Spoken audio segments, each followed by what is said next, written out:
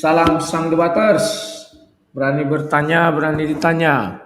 Jangan kerja kau hanya bertanya terus. Kalau bertanya terus nanti kau jadi begoders. Selamat malam kawan-kawan, selamat jumpa kembali di dalam acara yang sama, yakni acara sang debaters. Oke, udah masuk suara ya. Kawan-kawan, malam hari ini saya sebenarnya ingin mengajak kalian mengenal kurban itu bagaimana sih menurut Al-Quran ya. Kemarin kita sudah berdiskusi dan malam ini kita akan bahas ya kawan-kawan ya.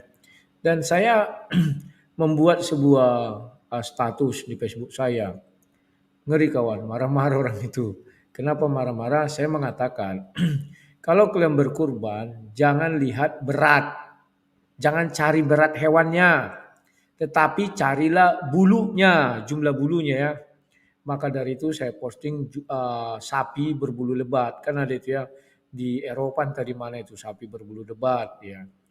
Orang itu bilang, mana ayatnya, mana ininya. Ya saya bilang, kau baca surah 22 ayat 34 tafsirnya, tafsir Ibnu Katsir. Di sana jelas dikatakan dari setiap helai bulu unta itu terdapat namanya kebaikan atau pahala.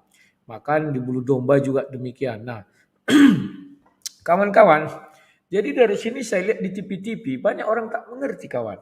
Ya, mereka membeli sapi limosin, sapi monster yang besar-besar, berat 1 ton katanya kan. Saya bingung kawan. Sebenarnya korban ini lomba banyak-banyakan berat badan atau lomba banyak-banyakan bulu. Kan ini. Karena di dalam tafsir itu kawan, tidak ada diceritakan bahwa semakin berat sapi itu, semakin berat unta itu, maka semakin berat pahalanya atau semakin besar. Enggak ada itu kawan. Ya. Jadi, saya bukakan biar kalian jangan keliru ya. Tapi belum banyak yang hadir ya. Makanya kita tunggu dulu biar hadir, biar mereka paham dan mengerti ya. Jangan nanti ya uh, tertinggal kereta ya. Saya pun lagi nunggu air minum ini dihabiskan anggota ini minumku. Ya enggak bisa aku minum ya. Iya, ntar kawan-kawan. Nah, kawan-kawan, rencananya nanti malam saya mau berdiskusi dengan siapa namanya itu? Siapa? One Way. Tapi kulihat kemampuan orang ini sebenarnya nggak ada. Terus aku diminta masuk ke MMCI, tapi aku malas ya. Aku bilang, Gurunda kau itu suruh berdiskusi sama aku, main tutup mata kami. Tunjukkan kan, hidupkan live kamera, tutup mata dia, tutup hidung dia. Jadi orang bisa melihat. Atau tutuplah semua muka kepala dia itu, tutup semua. Aku pun tutup semua ya. Kita lihat siapa yang benar-benar khatam sama Al-Qur'annya atau kitab sucinya Bible ya. Ya, saya menantang dia, nggak berani sampai sekarang kawan. Kawan-kawan, tahu nggak kalian? Saya memang sebenarnya salut melihat mereka ini. Kalau kalian perhatikan teknik mereka debat, mereka sudah punya yang namanya slide, ya, atau dibuat di PowerPoint itu ya. Artinya mereka ini semua sudah ada tim. Kalau ditanya tentang ini jawabnya. Kalau ditanya tentang ini apanya materinya. Sama dengan Farhad waktu ku debat dulu kan dia juga pakai slide. Si Trun Slayer juga pakai slide. Si Moreh-Morehnya itu juga pakai slide. Jadi makanya mereka tidak pernah tampak wajah kawan kalau diskusi ya. Yang tampak wajah itu biasanya orang-orang yang memang idealis. Ya. Dan itu pun lucu ketika kita bertanya, dia nggak tahu dimatikan dulu kamera cari jawabannya. Atau dia lihatnya gini di layarnya itu ada jawabannya. Jadi itulah salutnya saya. Jadi mereka ini 100 orang pun kita lawat debat itu juga ulasannya. Karena itu ya memang begitulah kawan-kawannya. Dan kemarin malam mereka nangis bombay ku buat ya.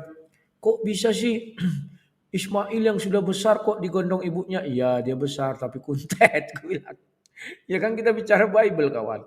Mereka nggak boleh marah dong ya. Kecuali aku bilang Al-Quran itu si Ismail kuntet ya aku salah. Ini kan bicara Bible. Dan dia dibuang mamaknya gitu kan artinya ringan. Lebih berat mamaknya atau kuat tenaga mamaknya dari dia. Dan ya nangis bombay kulihat orang itu. Sesudah itu ya banyak hal lagi ya kawan-kawannya bahwa Mereka itu tidak paham kenapa kalian berkurban. Ya, itu artinya ketaatan kepada Allah. Ya, berarti orang miskin tidak akan pernah taat kepada Allah karena tidak bisa menyembelih hewan kurban. Dan kenapa hewan kurban itu harus sapi, kerbau, kambing, domba, sama unta? Apakah ayam tidak boleh? Bingung mereka kawan. Ya, ada di hadis dilarang, enggak disebutkan berarti enggak boleh katanya. Kenapa? Padahal Allah mengatakan hewan ternak kawan. Lebih hebat Allah dari manusia sebenarnya, tapi tidak kawan. Itulah dia mengatakan ya Nabi Muhammad kami tidak bisa melepaskan hadis karena di situ lengkap diuraikannya. Betul, kata dokter dari Malaysia itu saya bilang bahwa dokter itu mengatakan Al-Quran berisi kalam Allah yang didetailkan atau disempurnakan atau dikompletkan atau detailkan oleh Nabi Muhammad. Aku bilang Allah saja tidak melarang ada menyembahkan burung sama ayam, penting berbulu kan itu apanya. Tapi ya saya nggak ngerti kawan. Ya apa mau dibilang ya, ya itulah suka-suka mereka sajalah. Dan mereka sudah jelas ayatnya itu terbaca seperti itu, malah mau ditafsir-tafsir yang lain. Ya nggak bisa kawan ya. Nah, kawan-kawan, malam ini saya mau mengingatkan kembali kepada kalian ya diskusi tadi malam ini dia ya. Al-Hajj 34. Jelas di sini dikatakan kawan. Jadi kalau kalian lihat di TV Sultan Andara, Syah Raffi Ahmad, baru siapa namanya itu Atta Halilintar, yang lain-lain itu berlomba-lomba besar badannya sapi. Mereka keliru kawan. Mereka tak paham ajaran agamanya. Jadi yang dipikirkan mereka itu kurban itu adalah memberi makan banyak orang. Tidak kawan. Itu kan untuk ketaatan kepada Allah. Ketaatan yang bagaimana? Ini kita baca ya. Ini di surah 22 ya. Ini ayatnya 34 dikatakan begini. Dan bagi setiap umat telah kami syariatkan penyembelihan kurban, agar mereka menyebut nama Allah atas rizki yang dikaruniakan Allah kepada mereka berupa hewan ternak. Maka Tuhanmu ialah Tuhan yang Maha Esa. Karena itu berserah dirilah kamu kepadanya dan sampaikanlah Muhammad kabar gembira kepada orang-orang yang tunduk patuh kepada Allah ya. Maka kita lihat tafsirnya, bukan saya yang menafsir. Tafsir yang dipakai itu tafsir Ibnu Katsir. Dibuat di sini Imam Ahmad Ibnu Hambal mengatakan, telah menceritakan kepada kami Yazid Ibnu Harun, telah menceritakan kepada kami Salam Ibnu Miskin, Ibnu Miskin pula, dari Aizullah Al-Mujassi, dari Abu Daud, yakni Nufai Ibnu Haris, dari Zaid Ibnu Arkam, yang mengatakan bahwa ia telah pernah bertanya, atau mereka para sahabat pernah bertanya, wahai Rasulullah, apakah yang dimaksud dengan hewan kurban ini? Rasulullah SAW menjawab, ini adalah sunnah bapak moyang kita, yaitu Nabi Ibrahim. Mereka bertanya, lalu apakah yang kami peroleh darinya? Rasulullah menjawab, pada setiap helai bulunya, yakni unta, terdapat satu pahala kebaikan. Mereka bertanya, bagaimanakah dengan bulu dombanya? Rasulullah SAW menjawab, pada setiap helai bulu wulnya terdapat satu pahala kebaikan. Jadi kawan-kawan, saya tidak menafsir, itu tafsir Ibnu Katsir, bahwa dikatakan di sana bahwa kurban itu ya kita mencari pahala. Cara menghitung pahalanya bukan dari berat badan sapinya, kerbaunya, untanya atau dombanya, tetapi dari bulunya. Nah, maka dari situ kekeliruan bagi kalian kalau kalian mencari sapi yang beratnya 1 ton. Bulunya akan lebih banyak bulu kalau kau cari sapi yang 200 kg, sebanyak 5 biji. Bulunya itu lebih banyak daripada sapi yang 1 ton. Sapi yang 1 ton ya hitung aja bulu di sekujur tubuhnya. Sementara sapi yang 400 kilo samanya itu bentuknya bulunya itu kawannya. Dan kalau mau lebih banyak lagi carilah domba. Ya kan? Domba yang bulu wolnya lebat sekali itu. Nah, harganya lebih murah, bulunya lebih banyak. Mungkin satu sapi harga domba itu 2 juta kalau nggak salah ya. Buatlah 2 jutaan. Nah, 2 juta misalnya sapi kalau 400 kilo berarti kali 100.000 4 juta lah berarti ya. Berapa sapi kalau sekilo ya? Buatlah sekitar 150 lah. Karena hari raya kurbannya dikali 400. Kan gitu kawannya. 400 150. Ya.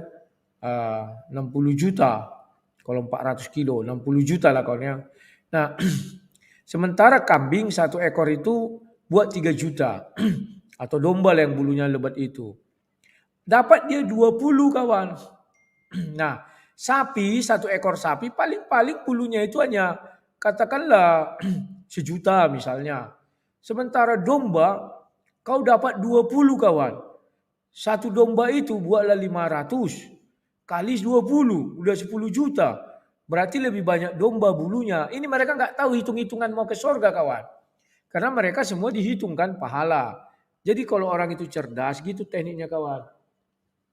Siapa lagi nih? Halo Zain.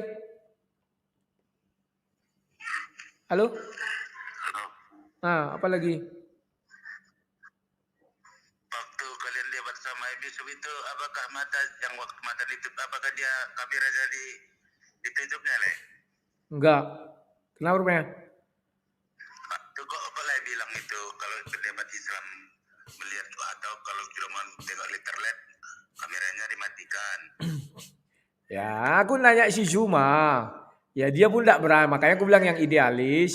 Ya masih mau. Kalau yang lain-lain itu kan dia lihat apa. Udah masuklah kau ke Zoom ku enggak? Dengarlah kata-kataku. Jangan kau pukul rata ya. Oke ya. Ini si Zain. Penggemarnya si Zulkifli. Dia selalu marah. Kalau aku bilang si Kifli. Gini-gini. Ya. Nah kawan-kawan. Aku udah bilang. Yang masih idealis itu masih bisa dihargai dia tampak wajah. Dan ya begitu ya kawan. Kalau Zuma mana berani. Ilmunya nggak ada itu kawan. Karena dia hanya bisa menghujat-hujat. Orang senang sama dia dan dielulukan seolah-olah dia hebat. Nggak ada kawan. Sekarang dia di Sumatera Utara ya. Di Lubuk Pakam tadi mana. Jadi ku tulis. Zuma, kalau Pak Kiai itu kau buat. Pak Kiai itu nama masjidnya bukan nama istrinya. Kau hebat nama masjid. Kalau kau buat nama masjid. Kau masuk surga. Orang yang berdonasi sama kau ke neraka. Aku bilang marah-marah penggemar semua di Facebooknya dia kawan. Ya begitulah kawannya. Nah kita kembali lagi kawan. Jadi saudara-saudara muslimku yang terkasih, aku tidak menggurui kalian, tidak mengajari kalian. Karena kalian kan identik dengan hitung-hitungan pahala. Cara menghitung pahala sudah dijelaskan. Bulunya yang dari dasar patokan kalian. Sudah paham ya? Jadi untuk tahun-tahun ke depan jangan beli yang sapi yang besar-besar mahal. Bulunya dikit itu kawan. Kau beli aja domba itu satu sapi limosin 150 juta. Kalau domba buatlah 5 juta, dapat 30 kawan. Nah, 30 domba kau cukur, kau hitung pelan-pelan sampai botak sampai mati kau. Bagaimana menghitung bulu domba sebanyak 30? Itulah pahala kau. Kau hitung bandingkan dengan sapi, itulah pahala yang beli sapi besar-besar itu. Jadi enggak timbangan. Ada yang berkata begini kawan di Facebook itu. Jadi yang dibagikan bulunya atau dagingnya Rudi lu.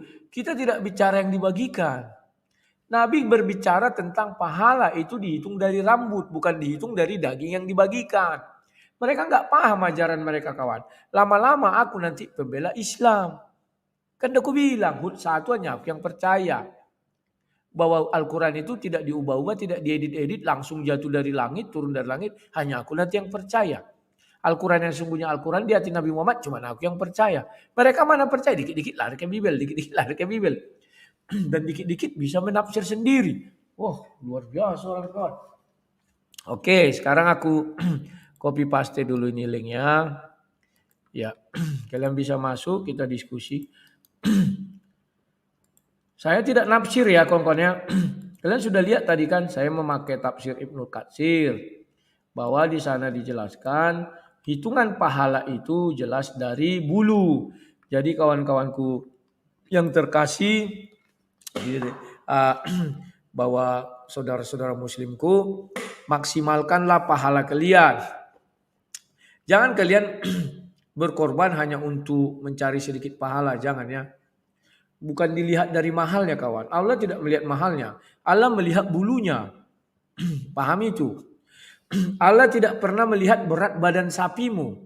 Allah tidak pernah melihat banyaknya harganya, mahal harganya, tidak. Tapi melihat bulunya, itu sudah ditegaskan Nabi Muhammad bahwa dari bulunya lah dihitung jumlah pahala itu. Saya tidak nafsir, ini dia kawan. Nah ini bulu ya. Rasulullah SAW menjawab, ini adalah sunnah bapak moyang kalian. Loh, kok bukan kita dibilangnya kalian?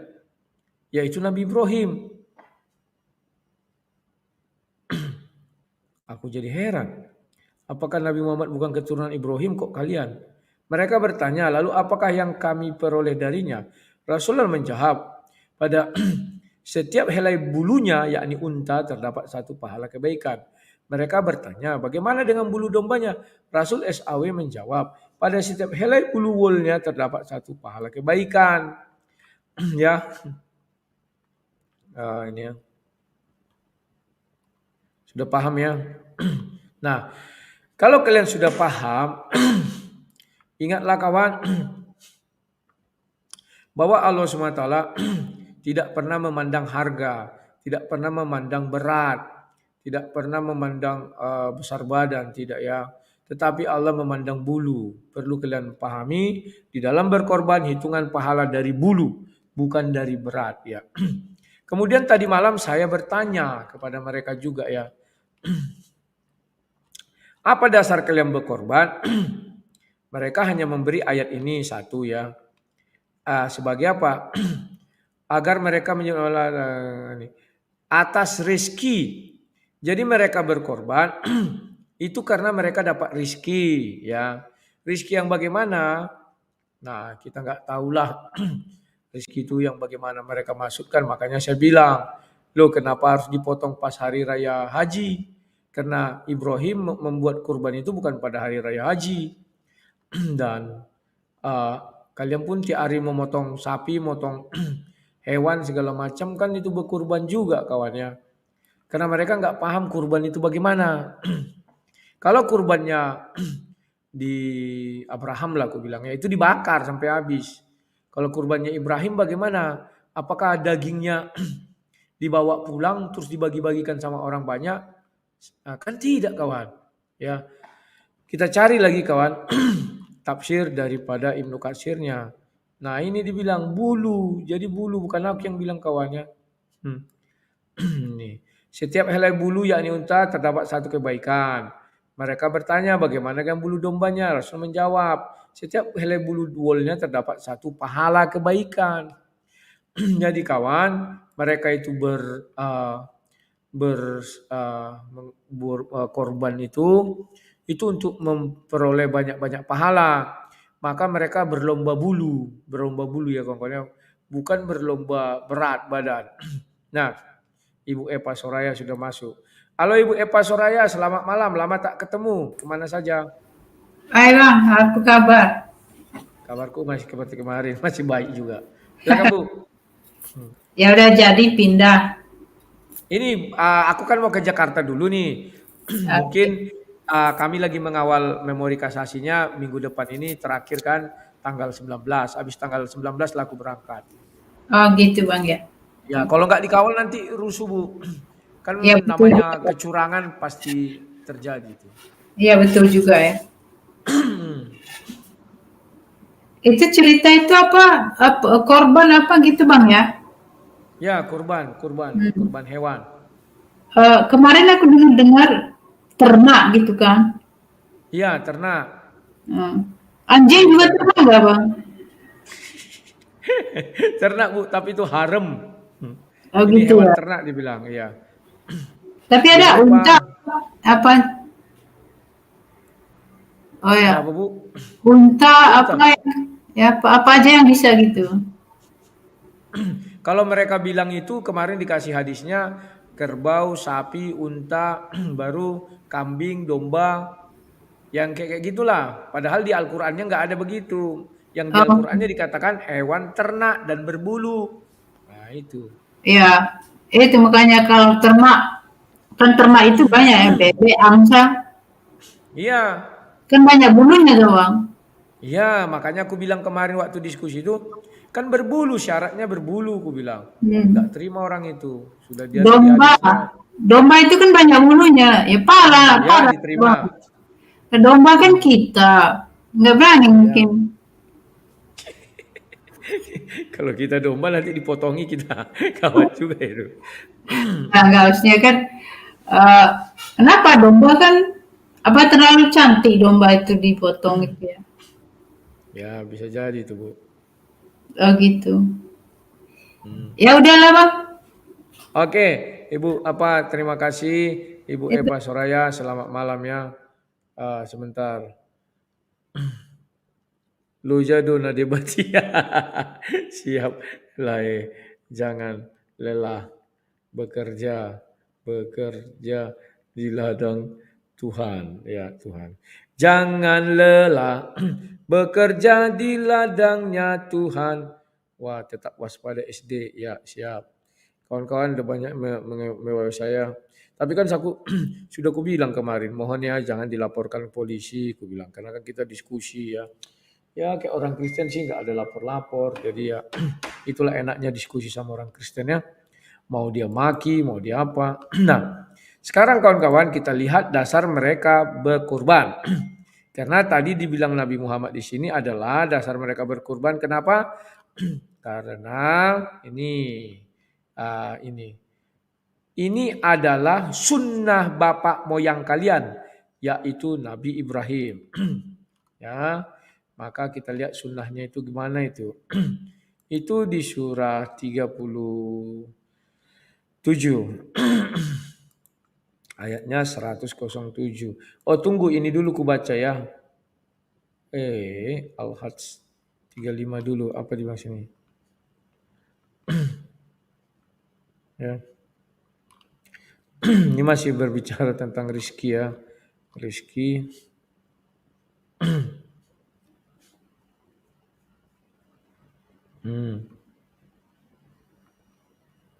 Wih, ngeri nih kawan. Jadi ini cara memotong unta. Dan unta itu kami jadikan untukmu bagian dari syiar agama Allah. Kamu banyak memperoleh kebaikan padanya, maka sebutlah nama Allah ketika kamu akan menyembelihnya. Dalam keadaan berdiri. Dan kaki-kaki telah terikat. Jadi kawan memotong unta ini orang itu sadis kawan. Unta itu berdiri, kaki-kakinya diikat. Kemudian apabila telah rebah, mati, maka makanlah sebagi ini. Jadi dalam kondisi berdiri ditebas lehernya kawannya. Jadi dibilang sini dalam keadaan berdiri dan kaki-kaki terikat. Kemudian apabila telah rebah, kalau sudah jatuh dia mati, maka makanlah sebagiannya dan berilah makanlah orang yang merasa cukup dengan apa yang ada padanya. Tidak meminta-minta dan orang meminta-minta demikian tunjukkan untuk agar kamu bersyukur. Kalau kita melihat ayat ini unta juga yang diberikan, tidak bisa yang lainnya. Nah ini kalau kita baca tafsirnya, ini ntar ya. Unta-unta. Sapi dan unta. Oh, bahwa yang dimaksud dengan butnah ialah sapi dan unta. Ya, jadi para penafsir, nah itu dia. Tapi yang lain bilang al-butnah ialah unta. Mereka ini memang sering ribut kawan di tafsir ya. Itulah sebabnya kalau si A pakai unta, si B pakai sapi dan unta. Jadi ribut orang tuh. Itulah sebabnya di negara Arab itu saling bunuh-bunuhan karena mereka satu iman, satu Tuhan, satu itu ya. Menurut saya penyebutan Buddha ditujukan kepada unta. Merupakan hal terfakati. Mereka berselisih pendapat mengenai pengakan. Berselisih pendapat mereka kawan terhadap sapi.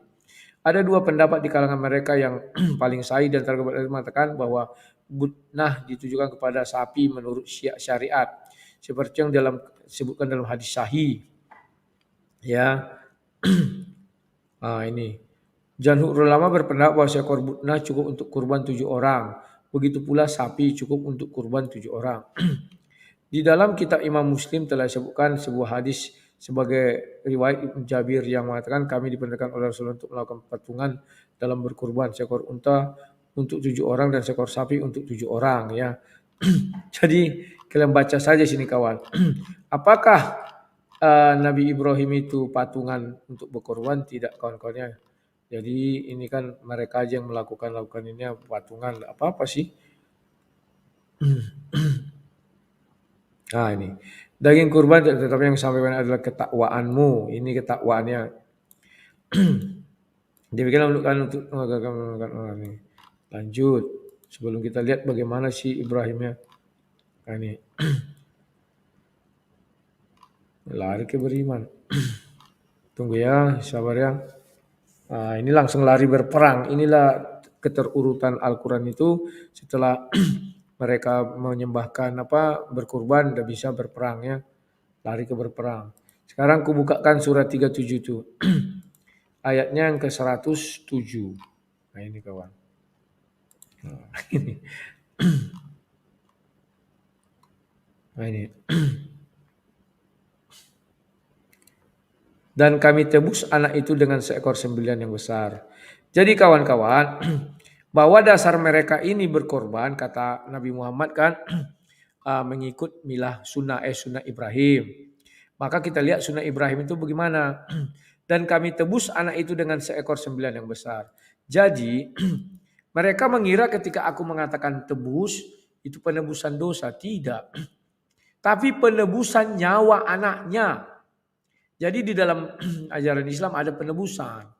Ya, yang ditebus itu siapa? Anaknya Ibrahim yang mau disembelih.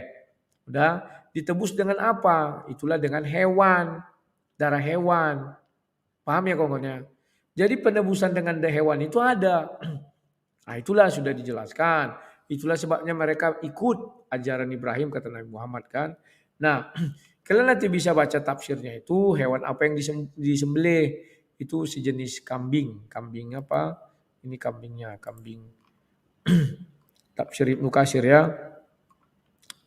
Ini. Gibasi. Yang berbulu putih gemuk. Lagi bertanduk yang telah diikat di potong samurah. Orang ini tahu dari mana itu dipelihara di sorga ya. Aku nggak ngerti kawannya. Gibasi namanya. Itu sudah dipelihara 40 tahun, digembalakan di sorga ya. Jadi kalian bisa lihat. Nah, silakan kalian baca-baca ini biar kalian paham ini. Ya cari. Oke, sekarang saya naikkan lagi si Pambers. Halo Pambers, selamat malam Pambers. Silakan Pambers. Mikrofonnya hidupkan. Pambers, mikrofonnya itu. Ya, silakan. Horas Le. Horas, silakan. Ini mau nanya teringatnya, jadi teringat dari yang tahun lalu. Kan kalau kita pengikut Kristus, orang Kristen, kata tahun kemarin itu tidak boleh makan daging kurban kan? Jadi mau nanya, apa hukumnya iya? Kalau iya? Dari kemarin kalau teringatnya itu aku tahu. Ya. Terus? Di video yang pokoknya dari tahun yang lalu itu. Jadi mau nanya, kalau memang benar kita Kristen tidak boleh makan daging kurban, kalau ada yang mau yang makan daging kurban itu apa hukumnya kan di kita menurut Alkitab itunya, cuma nanya itu. Oke, terima kasih. Sebenarnya kalau nggak salah saya bukan gitu konteksnya. Ada penanya, apakah bisa kita makan daging kurban? Kan Tuhannya sudah beda. Jadi aku jelaskan, kurban ini banyak ya yang dipersembahkan untuk siapa dulu. Kan ini juga. Kalau tuh kurban kan bukan hanya orang muslim saja yang berkorban ya. Orang-orang lain juga ada itu. Misalnya penyembah-penyembah berhala juga ada berkurban ya. Misalnya mereka berkurban dikasihlah kita dagingnya. Ya jangan terima, nggak boleh itu ya. Kenapa? Karena dagingnya itu sudah dipersembahkan sama Baal misalnya. Atau berhala-berhala atau batu-batu sesembahan mereka ya. Ya, tapi kalau dipotong itu hanya sekedar ya ibaratnya aku hanya mau motong mau kubagi-bagikan kepada orang miskin misalnya begitu. Kan bisa juga kita bilang berkorbannya ya dipilah-pilah lah kegunaannya apa gitu loh. Ya. Tapi kalau dipersembahkan untuk Baal, jangan, tidak boleh ya, itu Tuhan marah. Namun ada memang ayat yang mengatakan, makanan tidak membuat aku lebih dekat kepada Tuhan. Rasul Paulus yang mengatakan itu ketika dia mengatakan, makanan yang sudah dipersembahkan kepada berhala atau apa namanya ya, orang-orang arwah-arwah juga itu ya. Ya makan aja, tetapi satu syaratnya, jangan kau makan di hadapan orang yang lemah iman. Ya makanlah sembunyi-sembunyi, ya nggak ada yang tahu. Nah itu maksudnya ya.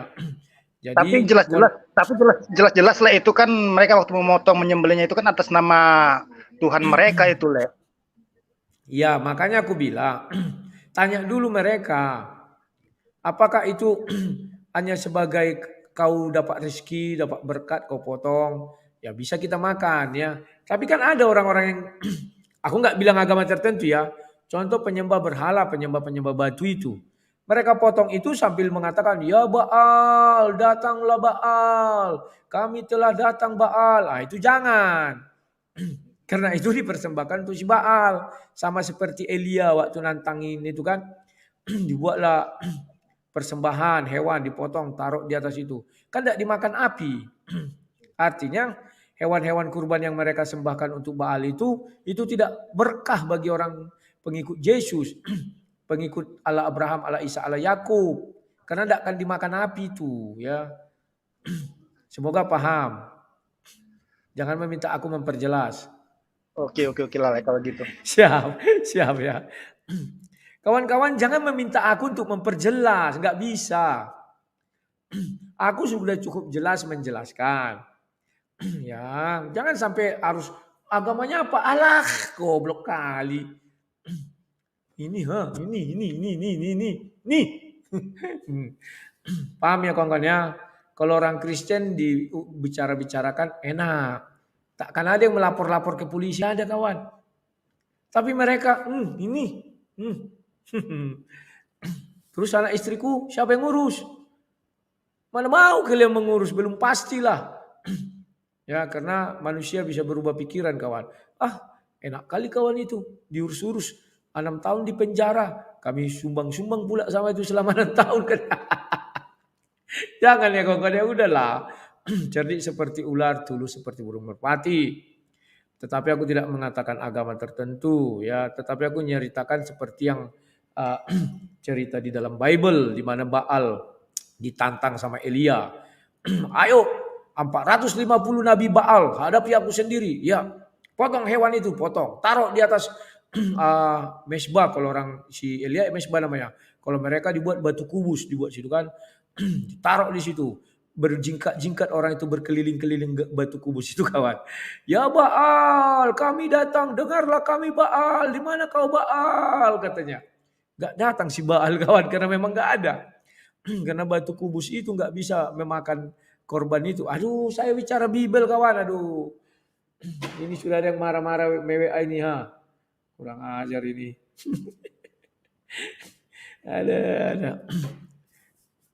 Ada ayatnya. 1 Raja. Oh, aku buka dulu. Aku buka. Biar jangan jadi fitnah ya kawan-kawannya. Saya nggak mau memfitnah. Saya orangnya baik kawan. Kadang-kadang. Saya ini orangnya baik. Nggak neko-neko kadang-kadang ya. Kadang-kadang kidding-kidding. Ini saya bukakan. Ini. 1 Raja-Raja 18. Dia mulai ayat keberapa ini ya? Nah ini. Ya. Nah. Kemudian Elia berkata kepada nabi-nabi Baal itu, pilihlah seekor lembu dan olahlah itu dahulu karena kamu ini banyak. Sesudah itu dipanggillah nama Allahmu, tetapi kamu tidak boleh menaruh api. Mereka mengambil lembu yang diberikan kepada mereka, mengolahnya dan memanggil nama Baal. Dari pagi sampai tengah hari, katanya. Saya nggak tahu ya kalau ada kalian lihat tradisi atau ritual mengelilingi batu, itu pagi sampai tengah hari nggak ya? Atau hanya sejam, atau hanya 2 jam, saya nggak tahu. Tetapi inilah kerjaan pengikut Baal ya.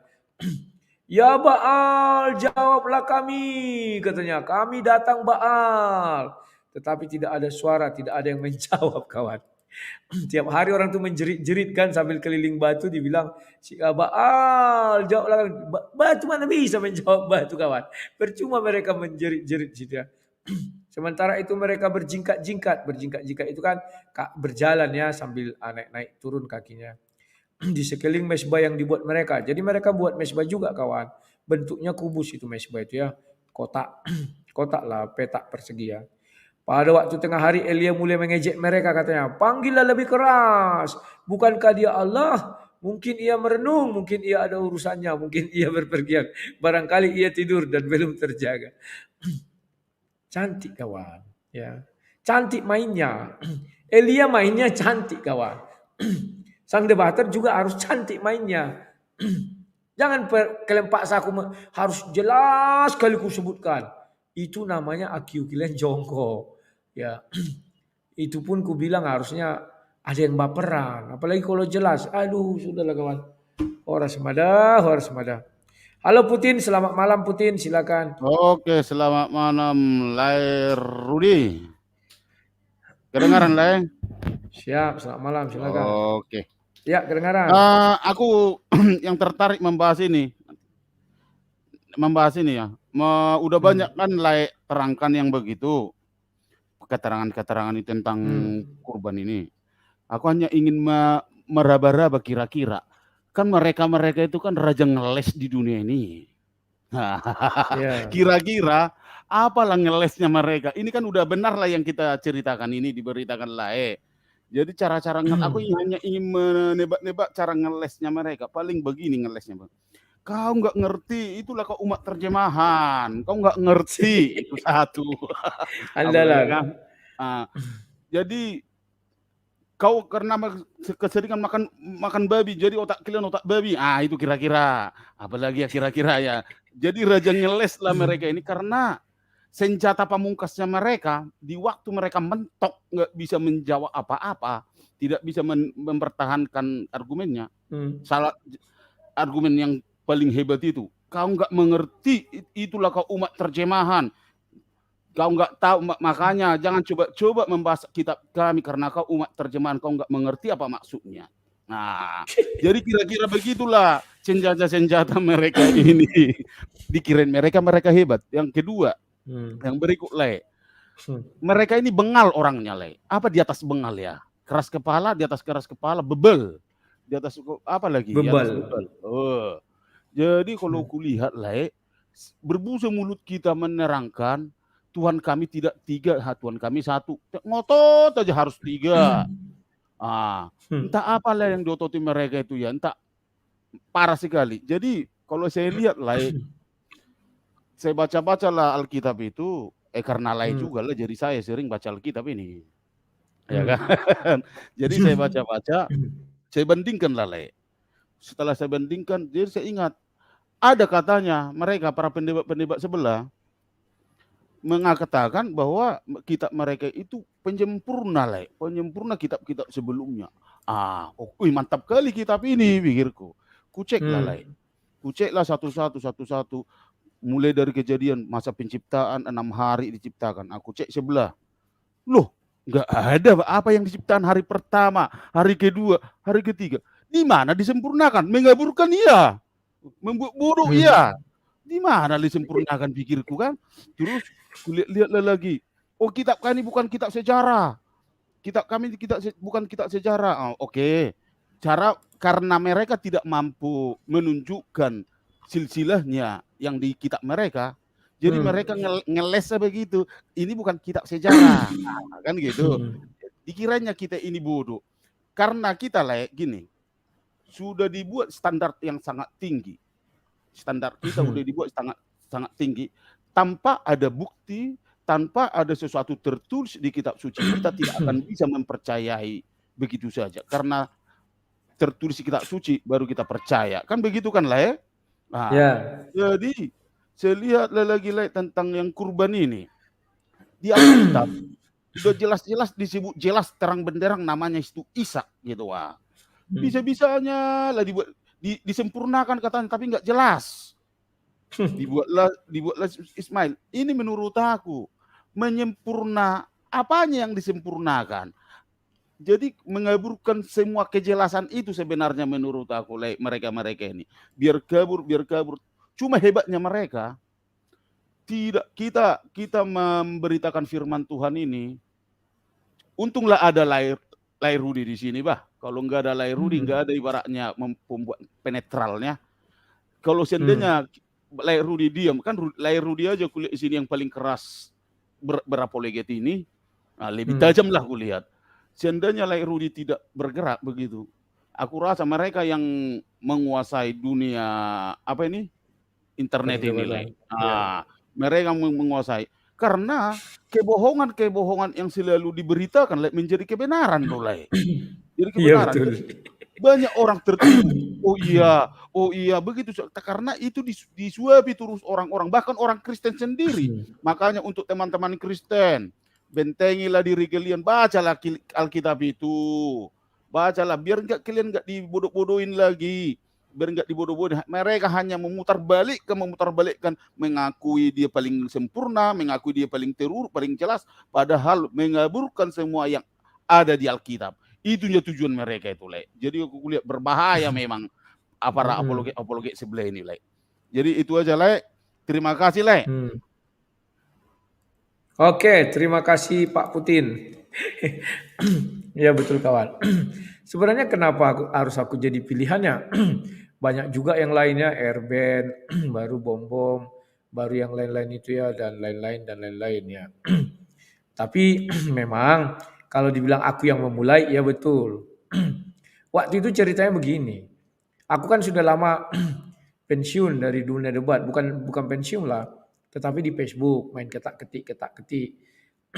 Tahun 2009 aku lihat, banyak orang mengirim apa sama aku kan di Facebook, di apa aku lihat, orang ini bilang Yesus menikah, ini segala macam. Wah, ini asal-asalan aja nih. Kan begitu. Bahkan Munir bilang Yesus menikah itu ya. Dan ku buat videonya dulu awal-awal, ku jawab. Lama-lama aku lihat, wah orang ini suka-suka hati orang ini aja kan gitu.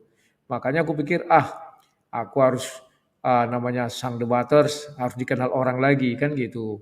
Sudah banyak yang nggak tahu dan melupakan. Rupanya masih banyak yang mengenal.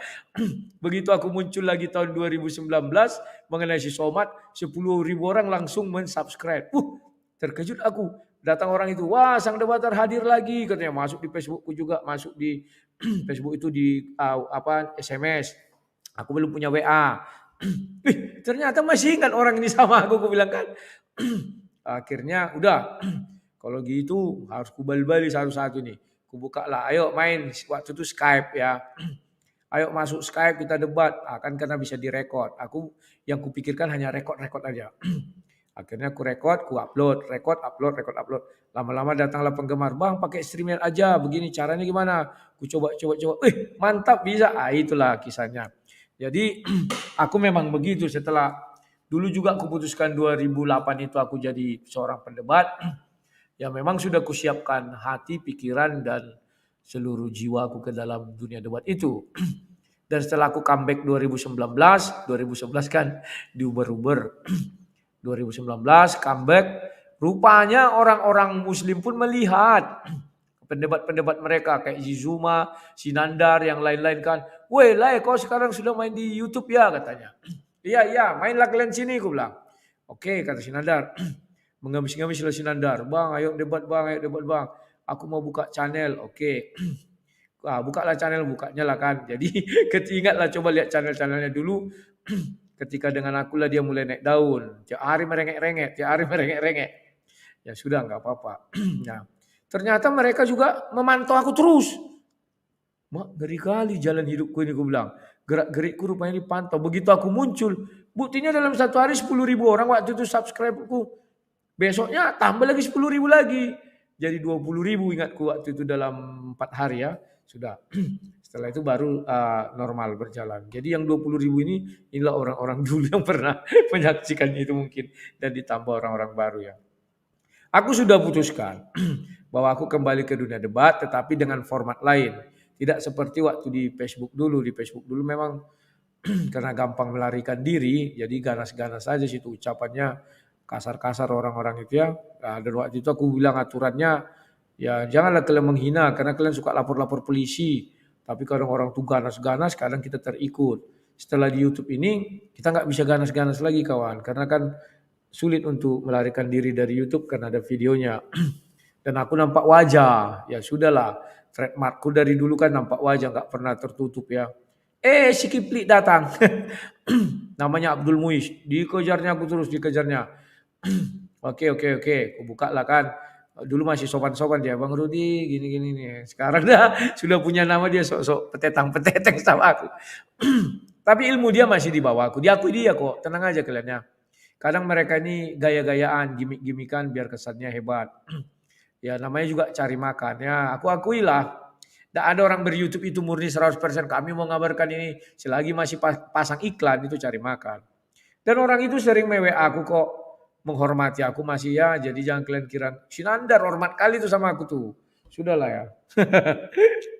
Halo Haryanto Halo, Le. Parsauran. Ya silakan Palen. Palen Cayono. Suka kali gue pakai nama ini. Iya. Yang pertama lah aku baca Alkitab kan. Ismail itu lahir ketika Abraham umur 86. Ishak itu lahir ketika Abraham berumur 100. Jadi selisihnya 14 tahun. Just info aja bagi yang tidak tahu kan gitu. Yeah. Yang kedua, Ishak adalah anak perjanjian antara Abraham dan Tuhan. Sedangkan Ismail adalah anak daging Abraham. Halo? Ya, yang ketiga. Yang ketiga, aku mau nanya satu hal. Aku mau nanya satu gini. Kan kalau bagi kita orang Kristen, orang Yahudi. Kan ada hukum tentang binatang haram ya, yaitu salah satunya contoh binatang berkuku belah, unta. Kan gitu. Tapi di sisi lain ada agama, kita nggak sebut merek ya, yang katanya juga pengikut agama Abraham, kan gitu. Nah, yang jadi masalah bagi orang Yahudi dan pengikut keturunan Abraham, Yahudi ya, unta kan barang haram nih. Tapi bagi yang katanya pengikut Abraham, itu unta boleh dipersembahkan.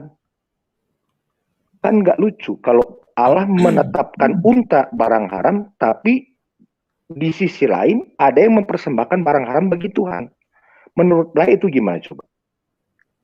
Paham nggak maksud saya? Ya haram aja, tahu. Ya mereka kan namanya dibilang mengaku-ngaku. Mereka tidak paham karena Tuhan pun tidak ada mengatakan ini loh yang haram. Tidak ada itu, hanya babi yang ditahu Tuhannya. Tapi ngaku-ngaku pengikut agama Abraham, berkuku belah nggak boleh kan? Terus kayak makan udang, makan apalagi lele gitu kan, kodok gitu kan. Tapi so hebat. Kamilah pengikut Abraham yang sejati, katanya Nina Tuninda Doda. Kan gitulah ya. Kita iyakan aja lah daripada dipolisikan. Oke, siap lah itu. Oke, terima kasih. Siap, makasih lah ya. Kawan, daripada dipolisikan kita, iyakan saja. Wah, hanya babi binatang haram, kami pengikut Abraham. Ya, terus tahu nggak kau binatang haram lagi? Contoh ikan lele. Penjual pecel lele semua dari mereka rata-rata. Nggak tahu mereka yang haram. Kepiting, kodok, macam lah unta. Mana paham mereka mana yang haram, mana yang halal. Namanya saja nggak tahu. Jangankan mereka, Tuhannya aja nggak ada berkata itu. Ini loh yang haram, ini yang nggak ada. Jadi iyakan saja. Wah kita nggak bilang merek ya. Kami penyempurna, kami begini. Iya. Kalau kau bilang tidak, lapor polisi kawan. Daripada kau dilapor polisi sibuk berurusan, udahlah.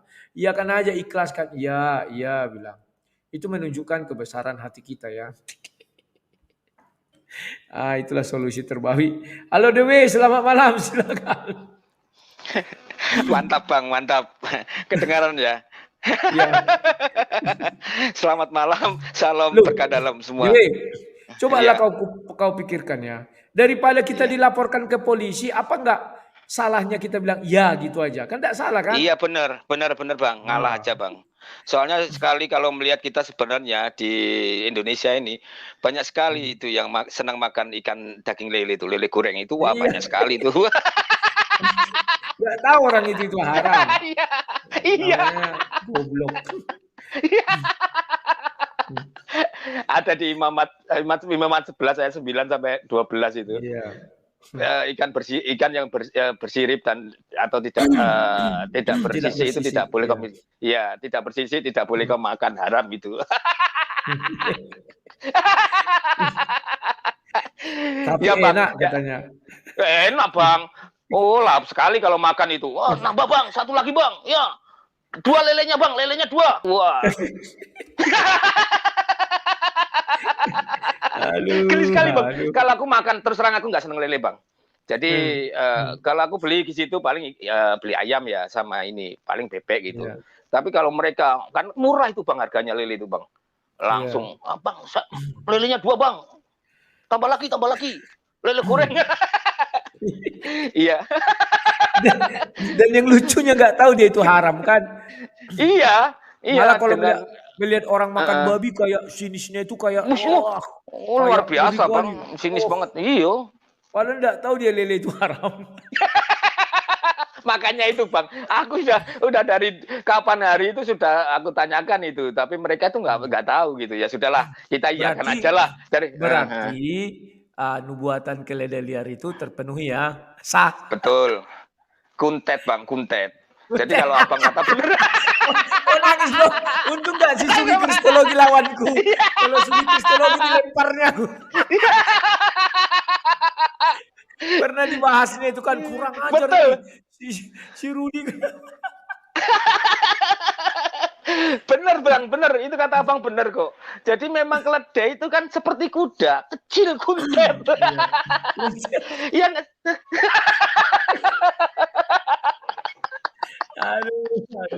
Aduh, iya, Bang. Aku tuh lihat perdebatan kemarin itu luar biasa, Bang. Jadi ya saya ketawa sambil nggak tahu luar biasa, Bang. Jadi Abang menerangkan dengan istilah kuntet itu dipanggul di pundaknya terus dilemparkan itu bikin banget. Aduh. Seru. Tapi bener, Bang. Intinya begini. Jadi Abang itu kalau mau berdebat pertama pakai term dan kondisi, Bang. Conditionnya. Jadi ada syaratnya. Syaratnya Abang minta tadi, jangan saya di tangan saya dua diborgol gini, Bang. Iya, gitu. Itu baru bagus itu. Kalau dia mengiyakan ya itu baru mantap. Tapi lucunya kemarin itu ya aku lihat dia lawan debat Abang itu hanya bahas silsilah, maksudnya bukan inti ke pokok geografis. Iya, geografisnya, maksudnya geografisnya. Enggak bahas intinya perdebatan itu apa, kurban itu. Seharusnya kan jadi enggak dari waktu kesempatan sesi kedua itu kurang menarik, Bang. Jadi ya padahal Abang tahu nggak waktu sesi pertama dia bilang begini. Kalau Abang ingat diputar boleh tuh. Kalau kita itu nggak mempermasalahkan siapa yang dikorbankan gitu. Mau Isya atau Imail kan gitu. Yang penting adalah iman ketakwaan. Tapi begitu di sesi kedua, kemudian Abang malah ditanyai soal yang masalah siapa yang dikorbankan, kan lucu. Ya, mereka kan juga gitu menyamar-menyamar, pura-pura. Wah, pura-pura. Nabi Isa itu adalah Yesus. Kami juga mencintai Yesus, kena. Begitu sudah kita ikut mereka, Yesus itu bukan Tuhan. Iya gitu, makanya itu. Aduh, berstandar gandanya banyak sekali, Bang. Yeah. Banyak sekali standar gandanya. Jadi ya gitulah seperti itu. Gini, Bang, saya jadi yang menarik itu kemarin sebenarnya aku mau masuk itu sebelum Abang debat itu. Susah sekali sekarang Abang mau masuk ke channelnya Abang itu. Penuh terus. Begitu gilirannya masuk, giliran bisa masuk, ya di stop sudah selesai. Aduh, aku sebenarnya kan aku mau sedikit lah untuk ya tambahan referensi karena Abang kan sudah banyak tahu sebenarnya udah lebih paham daripada aku. Gini, Bang, sebenarnya itu kalau melihat kurban itu, kalau kita melihat boleh buka, Bang, di Matius pengajaran ini Matius Kejadian 3 ayat 20 sampai 21, Bang. Ayat 21-nya aja lah. Boleh dibuka, Bang? Minta tolong. Nah, udah nampak di layar ya. Ya. Kejadian 3. Ya. 21 nih. Dan Tuhan Allah membuat pakaian dari kulit binatang untuk manusia dan untuk istrinya, lalu ia mengenakannya kepada mereka. Berfirmanlah Tuhan Allah, sesungguhnya manusia itu telah menjadi seperti salah satu dari kita. Tahu tentang baik yang dan jahat, maka sekarang jangan sampai ia mengulurkan tangannya dan mengambil pula dari buah pohon kehidupan itu dan memakannya, sehingga ia hidup untuk selama-lamanya. Iya Bang, di situ Tuhan kan kejadian itu setelah Adam dan Hawa jatuh ke dalam dosa ya Bang ya. Ya. Ya, di situ ada dipakaikan kulit binatang. Binatang, hewan. Jadi ya hewan. Jadi itulah dasar pertama kali. Kalau menurut saya Bang, kalau Abang kemarin kan mohon maaf ini kalau Abang kalau dasarnya itu dari ini apa? Dari Kain dan Habil, ya. Waktu kemarin kan Abang bilang gitu, Ya. kejadiannya korban itu ya. Tapi ini ada dasarnya lebih dasar lagi Bang. Sebenarnya itu sudah ada korban hewan, yaitu untuk diambil kulit, untuk bisa diambil kulit hewannya kan harus ada korban hewan Bang. Benar nggak? Kalau ya ini sebenarnya. Nah, itu udah pernah aku bahas. Kalau Ya. di sorga, di Taman Eden tidak boleh ada kematian. Jadi Ya. hewan itu tidak mati, tidak dikurbankan itu, nggak keliru. Iya, ya. Karena di Nggak, Taman ini prototip, Eden jadi tidak boleh ada kematian. Ya. Iya, itu artinya ini prototip aja, prototip. Jadi Ya. prototip bukannya ya. Jadi kalau kita melihat kebalikannya, boleh nggak kalau kita sedikit bahas tentang ini lucu sekali nih ke buka surah boleh nggak Bang? Boleh. Surah berapa? Boleh ya. Karena kita hanya baca surah kebanggaan Abang ini. Surah 7 ayat 22. Yang diusir ya. Iya, itu. Mantap itu, Bang. Surah 7, 22. Iya. 22. Ya. Iya. Ke timur ya ini. Dia setan membujuk mereka dengan tipu daya. Ketika mereka mencicipi buah pohon itu, tampaklah oleh mereka auratnya. Maka mulailah mereka menutupinya dengan daun-daun surga. Tuhan menyeru mereka, bukankah aku telah melarang kamu dari pohon itu dan aku telah mengatakan bahwa sesungguhnya setan adalah musuh yang nyata bagi kamu berdua? Iya, terima kasih Bang sudah dibacakan. Terima kasih. Jadi kan kalau dilihat di sini kan sama seperti kisahnya tadi di kejadian 3 ya. Di situ Adam dan istrinya, saya nggak sebutkan Hawa karena Hawa nggak disebutkan, jadi saya bilang istrinya. Adam dan istrinya aja lah. Adam dan istrinya kan sudah jatuh ke dalam dosa karena dia sudah berbuat solim kan begitu, berbuat solim karena sudah melanggar larangan Allah, yaitu larangan untuk makan buah tapi dilanggar kan gitu. Jadi dia udah berdosa. Kemudian ditutupi sama kemauan sendiri, bukan Tuhan yang ngasih, tapi kemauan sendiri menutupinya dengan daun-daun. Benar, daun-daun surga kan di situ ditulis. Jadi untuk menutupi dosa telanjangnya itu dengan daun-daun surga. Kalau di kekristenan kan Tuhan sendiri yang memberikan kulit itu. Enggak, sama.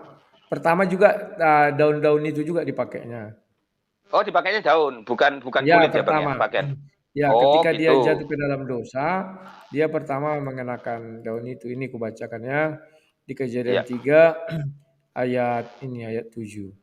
Maka terbukalah mata mereka berdua setelah tahu bahwa mereka telanjang, lalu mereka menyemat daun pohon ara membuat cawat. Iya, maksud saya begini. Jadi ya, semula itu kan hanya kemauan manusia. Inisiatif manusia untuk menutupi dosanya itu dengan daun-daun. Tapi kemudian Allah berkehendak lain. Artinya dia sendiri ingin dari inisiatif Allah untuk menyelamatkan manusia dengan kulit binatang. Kalau hanya daun-daun terus kan masa mau bisa bertahan berapa lama Bang? Kan daun-daun itu bisa rusak. Kalau kulit kan lebih kuat gitu loh Bang. Ya, jadi intinya Tuhan sendiri yang ingin memberikan pengampunan, menutupi dosa kesalahan dari Adam. Itu. Kemudian saya lihat begini Bang, saya kalau sebenarnya kalau melihat kurban, kalau hanya istilahnya dibagikan, itu kalau kita baca di Keluaran 29 Bang, boleh dibukakan? Keluaran 29 ayat Keluaran 29 ayat 11. Mulai dari ayat 11 dan seterusnya. Keluaran 29 ya. Betul, iya. Ayat 11. Oke. Haruslah kau sembelih lembu jantan itu di hadapan Tuhan di depan pintu kemah pertemuan. Haruslah kau ambil sedikit dari darah lembu jantan itu untuk dibubuhkan dengan jarimu pada tanduk-tanduk mesbah. Dan segala darah sebaiknya haruslah kau curahkan pada bagian bawah mesbah. Kemudian ambillah sebagian segala lemak yang menutupi perut, umbai hati, kedua buah pinggang dan segala lemak yang melekat padanya dan kau bakarlah di atas mesbah. Tetapi daging lembu jantan itu kulitnya dan kotorannya haruslah kau bakar habis. Daging lembu jantan dengan api di luar perkemahan itulah korban penghapus dosa. Ya. Iya Bang. Terima kasih Bang udah dibacakan. Jadi kalau di ini jelas ya Bang ya. Artinya kalau saya melihat di kekristenan, ya selain darah harus dibakar habis. Karena itu kan kalau menurut dari kitab Taurat Keluaran itu, sebelum kalau kita baca selanjutnya di bawah, itu kan kita orang yang mau motong korban hewan, itu tangannya ditaruh supaya dosa kita itu ikut terbakar sama daging yang dibakar itu, supaya musnah. Iya kan? Kalau kita ngelihat kalau kita harus pegang kepalanya kambing itu supaya dosa kita ikut terbakar. Jadi tidak boleh kalau di Kristen tidak boleh, maksudnya bukan di Kristen, kalau di Keluaran ini tidak boleh daging itu dibagi-bagikan. Jadi harus dimusnahkan Bang. Takut dikhawatirkan kalau dibagikan itu malah dosa kita ikut ke bagi gitu kan. Dimakan orang. Iya dimakan. Iya kan. Jadi kita melimpahkan dosa ke orang lain, mengalihkan dosa. Jadi ya justru kita malah memberikan dosa bukan memberikan pahala itu kan betulnya. Iya kan Bang. Kalau iya, jadi bukannya kita memberikan pahala tapi malah justru memberikan dosa kita kepada orang lain.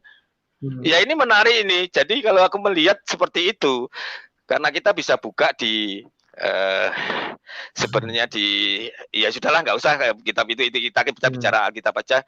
Gini Bang, jadi soal sesembahan tadi yang dikatakan oleh teman pertanyaan sebelumnya, itu kan dibilang kalau boleh nggak kita makan sesembahan dari Tuhan lain gitu kan, Baal gitu. Sebenarnya ini ada garis merahnya. Garis merahnya itu begini. Saya kadang-kadang kalau mendengarkan itu aku cari hubungannya apa gitu garis merahnya. Kan seperti sudah dibacakan oleh Abang tadi di satu Raja-Raja 18 ya. Ya, kan di situ kan jelas-jelas penyembah Baal itu korbannya Tuhan menerima, dibakar habis kan. Yes gitu. Penyembah Baal enggak diterima. Penyembah Baal enggak diterima, maaf. Iya, yang Elia maksud saya, yang di Elia diterima, dibakar habis dan dimusnahkan kan. Tapi kalau penyembah Baal kan enggak dibakar, enggak diterima karena enggak ada, memang enggak ada. Jadi kalau menurut saya, kalau kita menerima persembahan dari mereka, saya juga pernah menerima kok Bang, kayak buah jeruk atau daging-daging itu dari penyembah Tuhan yang lain. Saya makan aja Bang. Santai aja saya makan. Karena ya itu, karena enggak diterima Bang. Kan seperti di satu Raja-Raja 8 di satu Raja-Raja 18 itu kan nggak diterima persembahannya mereka. Jadi kita santai aja, asal jangan menjadi batu sandungan bagi orang yang lemah iman. Benar nggak Bang? Karena bahaya kalau yang lemah iman kita nggak tahu, ya itu bisa jadi batu sandungan. Abang memang pernah sih dulu setahun yang lalu membahas itu, aku dengar juga, aku ikuti. Jadi intinya jangan khawatir, makan saja. Jadi kalau menurut saya makan saja, enak Bang. Enak itu, jadi nggak ada masalah. Ya itu Bang, jadi aku melihat sangkut pautnya ini banyak banget. Jadi kalau sebenarnya seperti Abang bilang itu kemarin, ya kasihan juga ya orang yang tidak mampu ya Bang ya. Ya, mereka tidak dapat pahala. Iya, pahala dan ketakwaan Bang, tidak dapat ridho Bang. Sehelai bulu pun tidak dapat. Dan bulu takarannya. Iya betul, satu bulu sekian pahala kan. Seandainya Bang, ini aku tanya, jadi back to kembali yang ke kejadian Adam jatuh ke dalam dosa. Kalau seandainya mereka melakukan dengan kurban dengan daun-daunan, bukan hewan ternak, mungkin orang nggak mampu bisa Bang. Kira-kira gitu nggak? Jadi ambil aja daun, dikorbankan, itu lebih semua dapat pahala nanti. Jadi ukurannya bukan bulu lagi Bang, satu helai daun Bang. Iya Bang. Jadi menurutku kasihan banget. Jadi kalau ada dikatakan bagi yang mampu, itu sebuah diskriminasi Bang. Jadi orang beragama, iya, bagi yang tidak mampu tidak bisa Bang. Itu kan sudah diskriminasi kalau menurut saya. Mohon maaf loh ya, ini saya nggak bilang, ini kalau di Kristen begitu Bang, nggak boleh. Kristen untuk semua umat, baik yang kaya, yang miskin, bisa lah. Nggak harus kita pergi ke Yerusalem gitu kan? Nggak harus Bang, nggak harus. Ya, tapi tetap kita bisa dapat pahala kita berdoa. Itu aja Bang, terima kasih, selamat malam. Oke, terima kasih Dewi, selamat malam. Yuk, nah itu kawan-kawannya. Bahwa persembahan pertama itu hewan itu persembahan loh pertama itu dari Habel ya, dan baru masuknya ke zaman Nuh. Setelah Nuh ada mendirikan mezbah kan, di situ dia memanggil nama Tuhan. Setelah lepas dari air bah, baru masuk ke Abraham. Cuman Abraham karena diperintahkan untuk mengorbankan anaknya, diganti dengan kambing atau domba itu ya. Itulah dasarnya. Nah, kawan-kawan, selepas ini saya nanti akan membahas ternyata kuburan Musa sudah ditemukan. Kalian nggak percaya ya, kuburan Musa ditemukan. Nanti ku tunjukkan ya. Memang betul lah penyempurna. Ya. Halo Paman Baru, silakan. Paman. Salam Bang. Salam, silakan. Ini pakai nama Paman Baru karena waktu dialog dengan Buti ya ada katakan oh itu pamannya begitu toh. Oh iya, Azhar. Enak sekali ganti-ganti ya melawan kehendaknya. Terus dia katakan itu si siapa tuh Tato Kak. Katakan tumbal. Ajaran iblis. Lah bagaimana tumbal? Ibrani 10 ayat 5 jelas itu Bang. Coba Bang tolong dibuka Bang. Ya sabar. Siap. Ibrani 10 ayat 5. Ibrani ntar ya. Ibrani 10. Ya yang kemarin kubukakan itu ya. Ayat 5. Karena itu ketika ia masuk ke dunia ia berkata, korban dan persembahan tidak engkau kehendaki, tetapi engkau telah menyediakan tubuh bagiku. Ya itu. Ya. Tubuh Yesus kok tumbal. Kemudian dia bilang ini lagi, tolong carikan nubuat nabi di dalam perjanjian lama. Ya toh? Tidak ada dalam perjanjian lama itu tentang nubuat nabi, tapi dalam perjanjian lama itu nubuat tentang kedatangan juru selamat. Begitu. Iya. Bagaimana bisa nabi? Nabi sudah ada sebelumnya. Dan mereka yang menumbuhkan dan mengikuti firman-Nya dari Tuhan Allah itu sendiri. Ya itu jelas Bang di Kejadian 3 ayat 15. Keturunannya itu Bang yang akan meremukkan kepalanya itu kan. Iya. Ya itu sang juru selamat. Nah, kemudian diskusi itu Bang, pengorbanan ya. Kok bisa lari jalan cerita panjang lebar tentang jejak Abraham ke Ibrahim itu. Geografis, letak geografis. Iya, aduh. Tapi memang di situ ada Bang, bisa kan buka surah bisa Bang? Bisa. Di 1949 Bang. Oh, Maryam. Ya. Surah 19. Hanya membacakan aja Bang. Iya. Kok jadi takut kita ya? Tidak. Enggak. Maksudku tadi wajar. Abang masalahnya udah tunjuk-tunjuk tangan jadi. Udah tunjuk-tunjuk tangan di borgol. Maksudku wajar kalau mereka kan membahas-bahas Bible, mereka tidak ada ketakutan karena memang Bible itu bukan ketakutan. Tapi kalau kita baca kitab mereka ini kan ada ketakutan karena mereka memang membuat ketakutan bagi orang yang apalah gitulah kira-kira. Maka ketika dia Ibrahim sudah menjauhkan diri dari mereka dan dari apa yang mereka sembah selain Allah, kami anugerahkan kepada Ishak dan Yakub. Dan masing-masing kami angkat menjadi nabi. Ya. Halo? Iya Bang, itu jelas ya Bang. Ya. Dianugerahkan Ishak itu. Dan anak tunggal jelas. Tidak ada apa namanya cerita yang kemudian kayak abang berkeluarga tiba-tiba abang punya kakak nggak disebutkan, tiba-tiba ada disebutkan kakaknya. Ya. Mungkin seperti itu contohnya Bang. Baik Bang, begitu aja. Terima kasih Bang Rudi. Ya, terima kasih Paman baru, Paman Azhar. Dia terinspirasi dari situ. Kalau ingin tahu selamat malam, hidupkan mikrofonnya ingin tahu. Iya Bang, saya sih cepat aja ya Bang. Ya, Kalau saya sih mengenai diskusi semalam sih simpel aja sih Bang. Maksud saya kalau kita perhatikan sih, saya juga kadang bingung dengan pernyataan orang-orang ini ya Bang ya. Ketika kita menyuguhkan katakanlah hadis ya, udah sahih nih kayak semalam. Masih dibantah-bantah juga, bingung saya Bang. Tapi kalau mereka yang menyuguhkan hadis tersebut, serasa benar mereka gitu loh.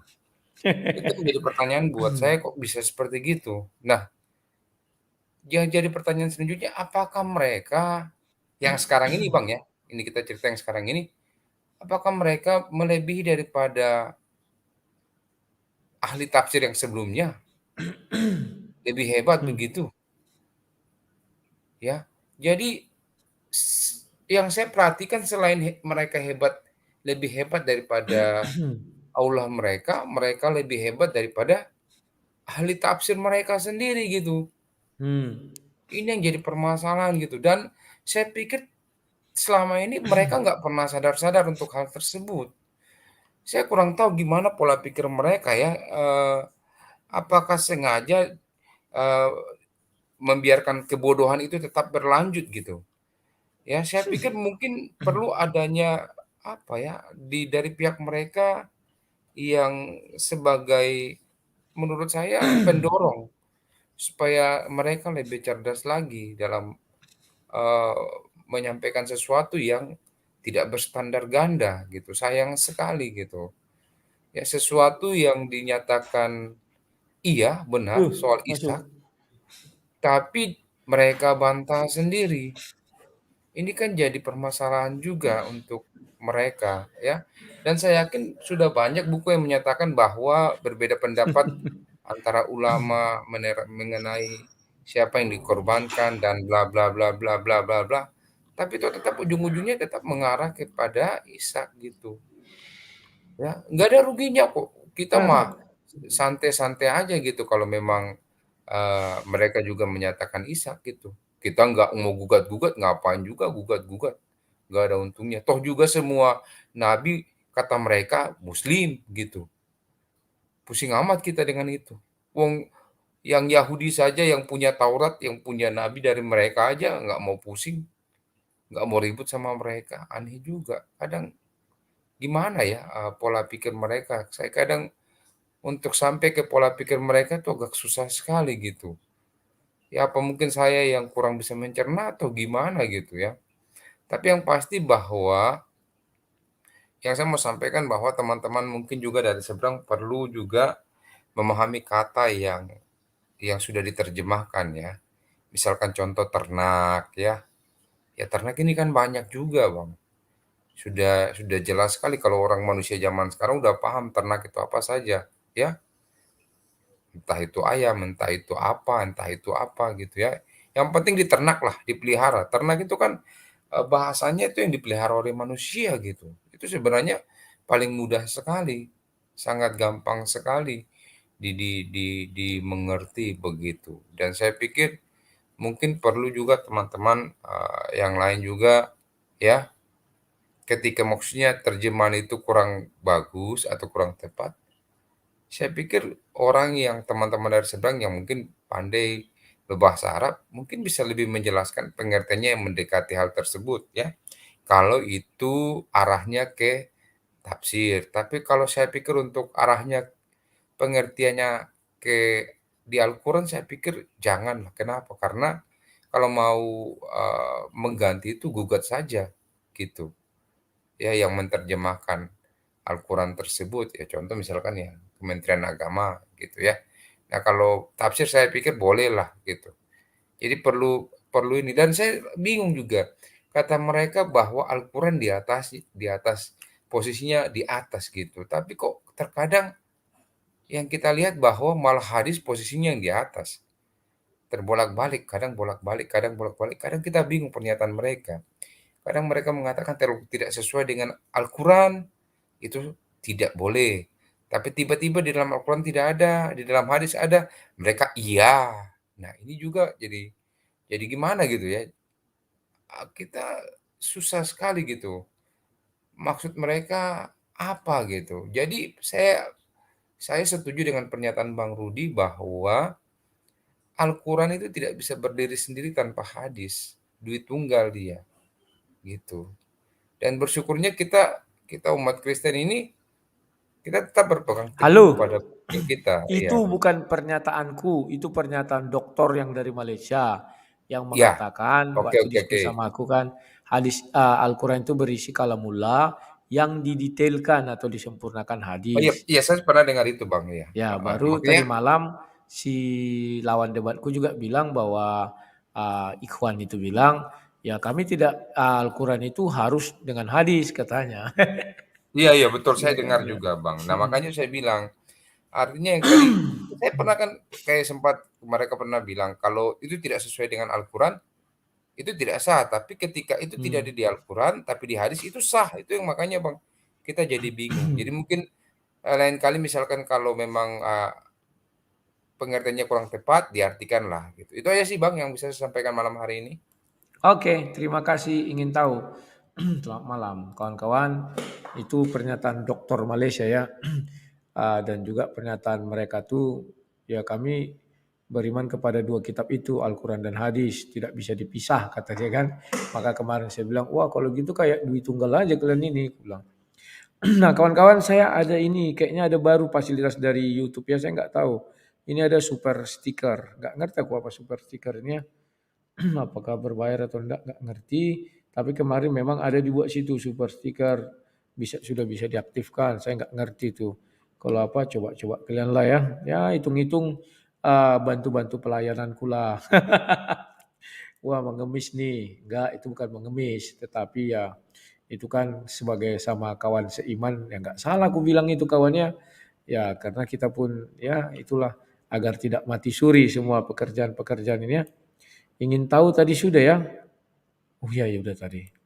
Halo Pak Suto Wijoyo, sorry berikutnya. Halo Pak Suto Wijoyo, selamat malam berkah dalam Pak, monggo silakan. Halo Pak Suto. Pak Suto, suaranya nggak ada. Oke, suara Pak Suto nggak keluar, kawan apa Pak Suto lagi ke belakang. Kawan habis ini saya akan membahas kuburan Musa ditemukan ya. Halo Donald, selamat malam silakan. Malam Bang. Malam silakan. Selamat Bang. Bang ya. Masalah Ismail Kumet itu. Saya juga coba bayangkan gimana ya si Hagar waktu banting si Ismail itu ya. Berikutnya Bang, nanti kan Abu mau bahas Musa. Nanti bahas panjangnya Bang, karena ada kuburan Hawa itu ya, kuburan Adam itu panjangnya sampai 80 meter. Benar nggak? Panjangnya sampai 80 meter. Berikutnya Bang, kalau semisal Bang, ada orang yang menceraikan istrinya, kira-kira istrinya itu kembali kemana Bang? Ke ibunya lah. Ibu bapaknya. Jadi kalau misalnya Hagar itu diusir kan dia ke Mesir. Kenapa kembali ke Arab? Ke Arab itu yang yang bukan kampung halamannya. Iya. Jadi mestinya dia kembali ke Mesir, kan gitu. Harusnya, ya. Itulah makanya saya juga berpikir kok orang ini bisa seperti ini ya. Kemudian kan Hagar itu dan Ismail mereka ke Berseba. Berseba itu ya, Berseba ke daerah di padang Berseba itu daerah di atas Sinai kan dekat Mesir. Kan gitu. Kemudian kan sumur yang dia lihat itu kan di Berseba itu. Yang sekarang kaum agama sebelah mengklaim itu air Zam-Zam. Ya kan? Ya. Kan dia ambil air. Dia kan istirahat di Berseba. Berseru kepada El Roi Berseba. Terus dia air di Berseba. Ambil air itu, bola balik, dia kasih minum si Ismail. Kok tiba-tiba air Zam-Zam itu ke Arab? Karena gini tuh, kan dibilang di Gunung Paran. Gurun Paran itu mungkin mereka mengapakan itu. Gurun Paran itu daerah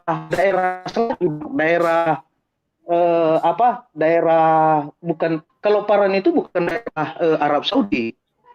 Dia di atas di daerah apa namanya sekarang itu di Palestina.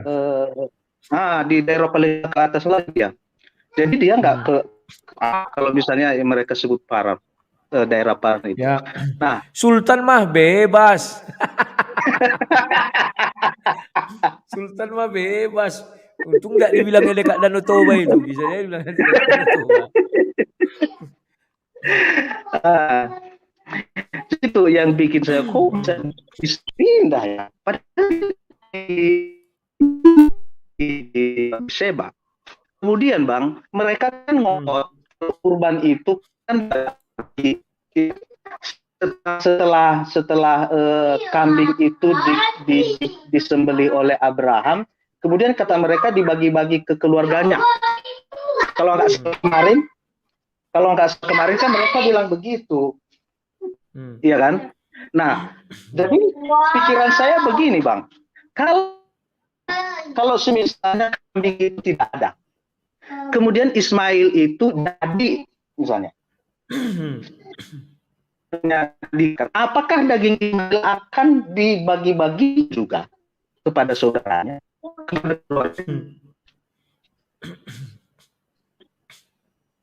Nah, konsep pengorbanan itu kan, iya Bang. Suaranya tadi agak putus-putus kayak robot, silakan. Oh ya, masih terdengar Bang? Udah. Jadi gini Bang, kalau misalnya kan Ismail itu tidak digantikan, tidak ditebus dengan kambing gitu. Misalnya dia jadilah dikurbankan si Ismail itu. Apakah daging Ismail itu akan dibagi-bagikan? Sama seperti misalnya daging kambing itu kan setelah disembelih kan dibagi-bagi katanya. Nah, kalau misalnya tidak digantikan dengan kambing, misalnya dia jadilah dikurbankan kan begitu. Apakah dagingnya harus dibagi-bagi gitu? Iya kan? Nah, jadi ini juga yang membuat saya bisa berpikir, oh kok bisa begini pikiran orang ini ya? Kenapa kurban itu harus dibagi-bagi? Bukankah kurban itu full dikasih ke Tuhan dengan cara dikasih di mesbah kemudian dibakar, sama seperti Elia kan? Sama seperti Elia dikasih di mesbah terus Tuhan bakar, Tuhan terima kurban itu. Kan begitu. Jadi di pengorbanan itu saya jadi berpikir kok orang ini bisa seperti ini, ya kan?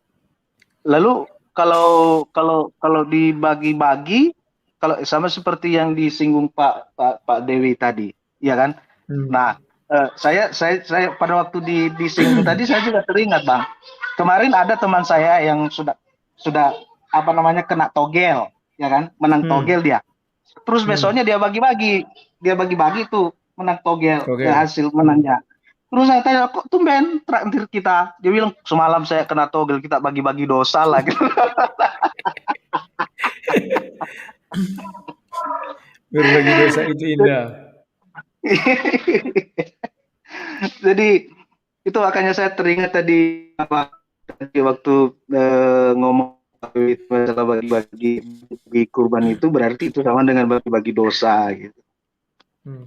Nah, jadi seperti itu, Bang. Ya. Kenapa? Iya. Jadi sama si yang baru murtad itu, kata Abang kemarin mau debat juga sama dia. Ya dibatalkannya, rupanya dia kesaksian di tempat si Zuma. Zuma ngambil alih. Ya biasalah, makanya admin grup ruang debat itu kesal juga sama orang itu. Dia kan sudah mulai apa namanya itu ya, ya mulai cari duit lah, biasa itu. Oke lah, demikian aja, Bang. Oke.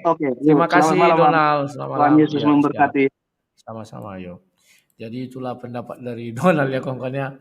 Memang saya rencana ada debat malam ini dengan Dance, bincang-bincang sih.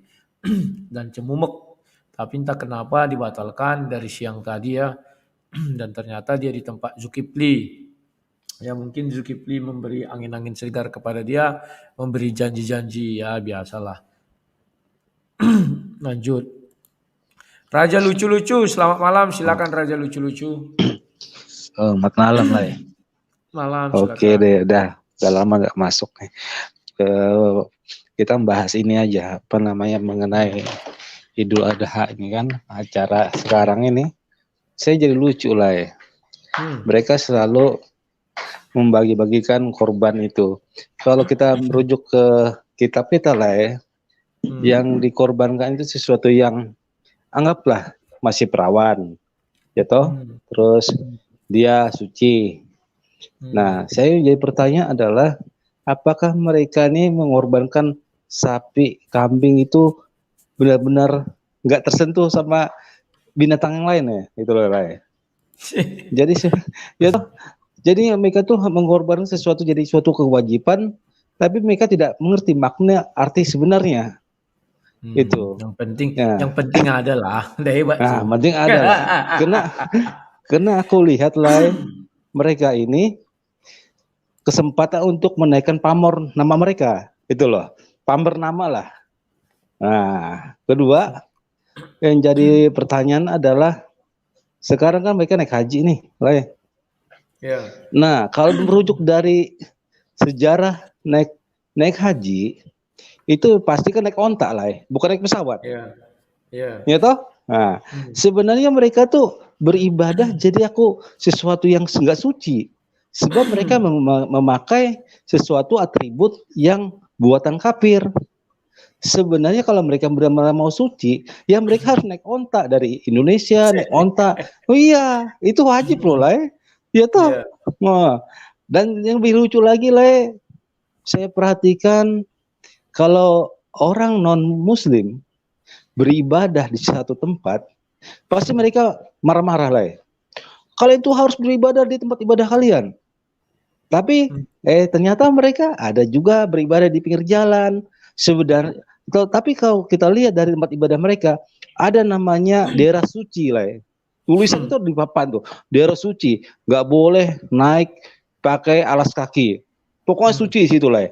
Nah, sekarang jadi pertanyaan, apakah mereka nggak sadar kalau mereka beribadah ke Allah mereka beribadah di pinggir jalan, itu loh. Dan segala sesuatu tuh mereka tuh ya itulah lah. Jadi sesuatu yang lucu buat saya. Agama Sultan mereka ini. Bebas. Nah, itulah lah. itulah lah yang jadi pertanyaan sekarang. Apakah mereka nggak sadar? Itu loh. Sedangkan mereka aja melarang-larang kita lah beribadah tempat yang lain. Ya toh? Nah, sekarang kayak maaf jadi Jakarta JIS tuh dipakai lah ya untuk hal-hal kayak gitu.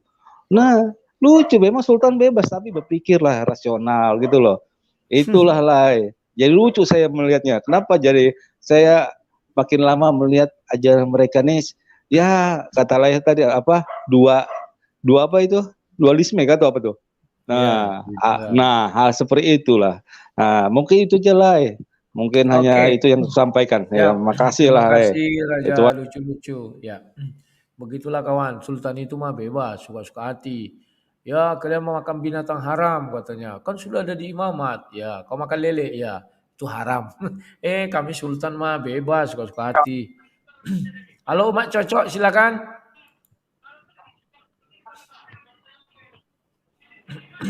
Halo Mak Cocok mau lagi?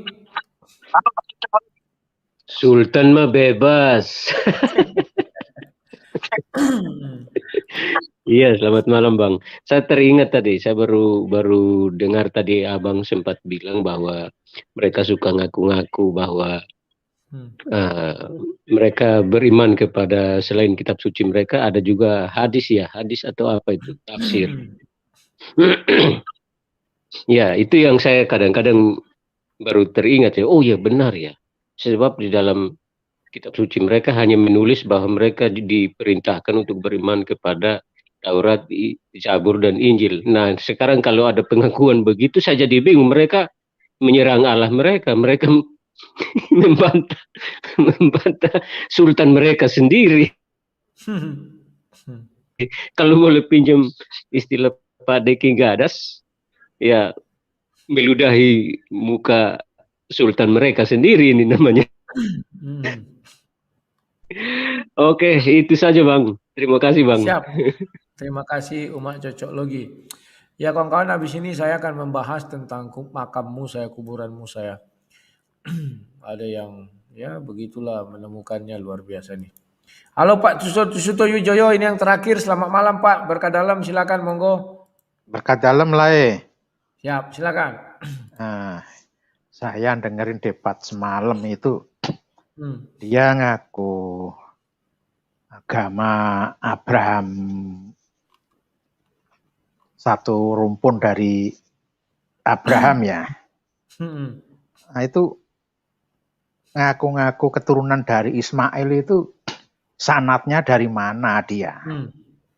Itu punya utang sama si King Adas itu. Keturunannya sampai Ismail itu sanatnya di mana? Urut-urutannya itu belum ada jawabannya itu si Profesor Muhammad Ali itu. Jadi jangan ngeklaim bahwa dia keturunan dari Abraham. Karena Abraham tidak ke Arab Saudi karena di Beersheba itu daerah Mesir itu. Itu yang pertama. Terus korbannya itu kan korban bakaran kan? Yang dilakukan oleh Abraham itu. Tapi kenapa jadi dipotong-potong dibagikan? Nah ini kan bilangnya mencempurnakan. Ini dipotong-potong dibagi-bagi. Jadi kalau dibagi-bagikan sama fakir miskin sama para mualaf ya itu bukan korban, tapi pembagian. Sedekah. Ya sedekah. Bagian sedekah itu. Jadi ya lucu memang apa yang disampaikan oleh Lai tadi malam itu bukan debat mengenai korban, tapi mengenai perjalanan si Hagar sama si Ismail aja itu. Itu. Terus perjalanannya nggak sampai di Arab Saudi.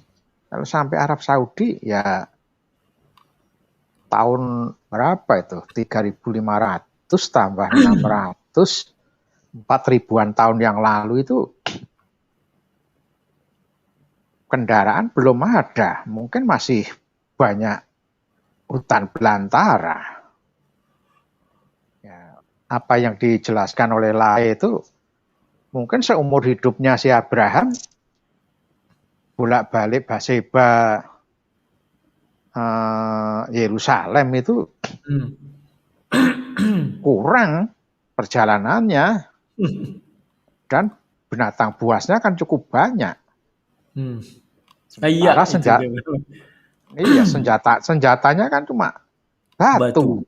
Iya. Cuma batu. Jadi logikanya juga ndak jalan, tapi ya karena dia sultan ya semaunya dia ya. Nah, saya ngasih masukan sama Lae. Coba Lae cari literatur mengenai Injil Maryam, Injil Thomas, Injil yang apokrif itu Lae. Cari literatur itu. Jadi nanti kalau Lae mengcounter tidak usah pakai ayat surah-surah, jadi ngambil dari Injil-Injil itu. Karena surah-surah itu banyak yang diambil dari ajaran-ajaran apokrif itu. Jadi ajaran Gnostika, terus ajaran Montanism, ajaran ini Arian Tertullianus, itu kayaknya banyak ayat-ayat yang dikutip dari situ lah. Jadi masukan saya itu aja lah. Terima kasih, berkat dalam. Oke, terima kasih Pak Sutowijoyo. Selamat malam ya. Kawan-kawan, itulah gambaran mengenai kurban, bahwa mereka tidak mengerti apa beda kurban dengan ya bersedekah. Kalau dibagi-bagi kepada fakir miskin itu bersedekah. Kalau kurban yang sesungguhnya kurban hanya ada satu kata di dalam Quran, itu di surah 37 ayat 107, bahwa tebusan, kurban itu adalah tebusan atas anaknya Nabi Ibrahim yang mau disembelih, tidak jadi itulah tebusan. Nah, maka di zamannya orang Yahudi digantikan itu menjadi tebusan atas dosanya. Kemudian di zaman Nabi Muhammad tetap dikatakan itu ikut sunnah Ibrahim, yakni berkorban. Cuman mereka nggak paham korban itu apa. Dia kira korban itu adalah sedekah, dipotong hewan terus kita bagi-bagi kepada orang banyak. Bukan itu ya kawan-kawannya. Kalau kurban itu tetap merujuk kepada surah 37 ayat 107. Itu ada itu kawannya. Dan kalau berkorban itu udah dibilang oleh Nabi, itu dihitung berdasarkan bulu, ya bulu, bukan berdasarkan timbangan. Jadi bagi kalian yang mau korban silakan, tapi ingat carilah yang banyak bulu, hewan yang berbulu ya, sapi yang berbulu. Nah, daripada kalian membeli sapi yang gemuk-gemuk, itu kan timbangan yang dipikirkan. Cari satu sapi yang gemuk itu sudah dapat 10 sapi biasa yang kurus. Ya 15 juta itu 150 juta.